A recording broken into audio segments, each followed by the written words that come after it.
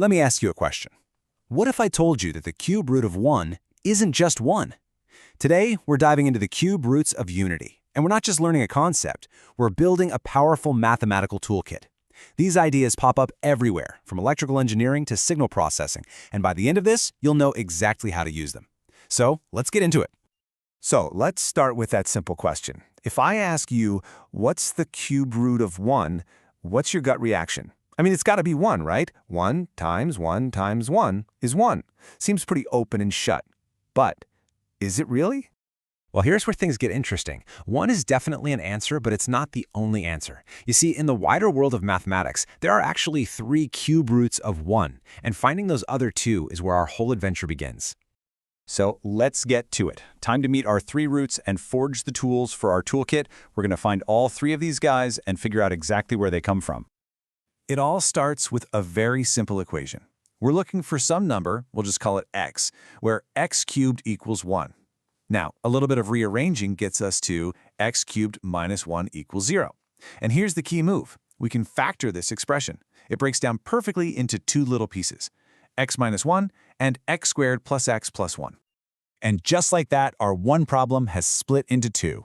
The first part, x minus 1 equals 0, gives us that answer we already knew, x equals 1. That's our real root, the easy one.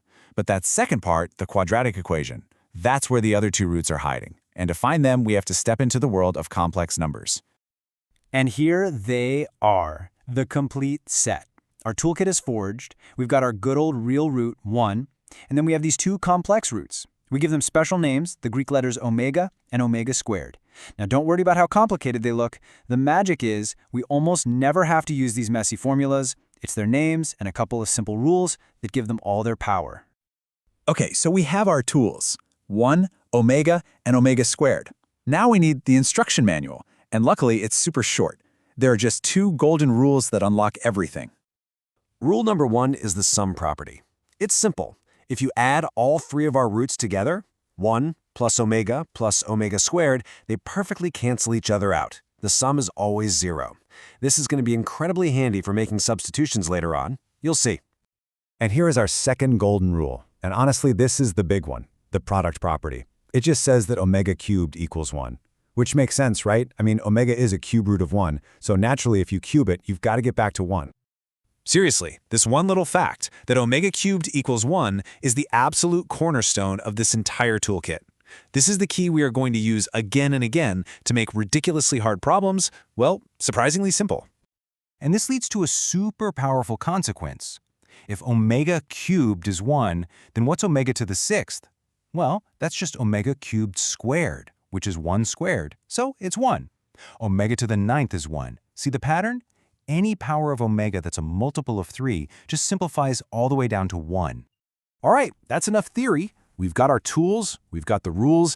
It's time to put this stuff into action and really master the craft. Let's solve some problems. Let's warm up with a quick one.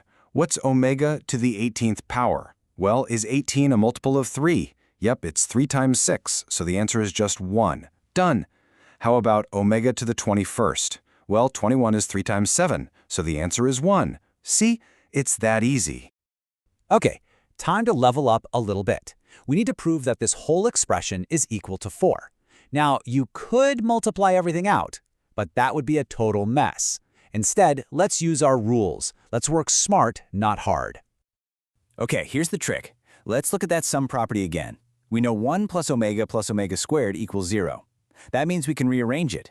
So 1 plus omega has to be equal to negative omega squared. And 1 plus omega squared must equal negative omega. So let's just swap those in. Our expression becomes negative omega squared minus omega squared times negative omega minus omega. That simplifies down to negative 2 omega squared times negative 2 omega, which is just 4 omega cubed.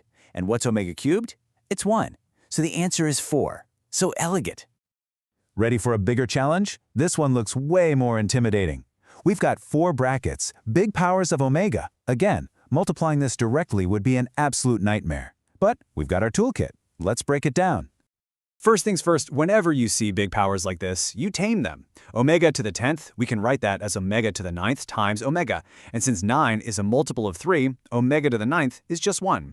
So we're left with just omega. Same thing for omega to the 11th. That simplifies right down to omega squared. And now look what happens after we simplify.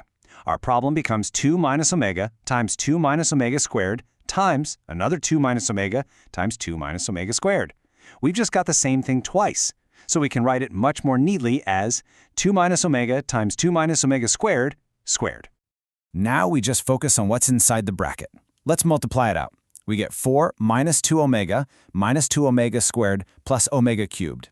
And here is where we use both of our golden rules at once. The omega cubed becomes a 1. And if we factor out minus 2 from the middle, we get minus 2 times omega plus omega squared. And from our sum rule, we know that's just minus 1.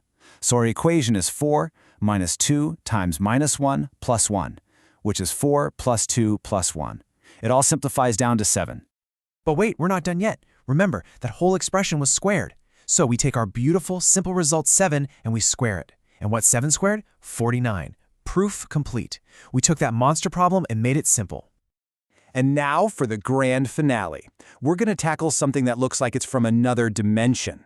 It's a puzzle that seems literally infinite, but our toolkit is about to solve it in just a couple of moves. Take a look at this. It's the square root of -1 minus the square root of -1 minus, well, you get the idea. It goes on forever. How on earth could you calculate something that never actually ends? Here's the magic. First, let's just give this entire infinite beast a name. We'll call it x. Now look closely. If you look inside that first square root, what do you see? It's the exact same infinite expression we started with. It contains itself. So we can write a new equation. X equals the square root of -1 minus x. Now we can just square both sides, rearrange the terms, and look what we end up with. X squared plus x plus 1 equals 0. Hang on a second. That equation should look very, very familiar. It's the exact same equation that gave birth to our complex roots in the first place. The solution to this impossible infinite puzzle is omega and omega squared. The problem was just a disguised version of our tools all along. It just goes to show you these aren't just tricks for solving problems, they are fundamental patterns in math. So the real question is, where else are they hiding?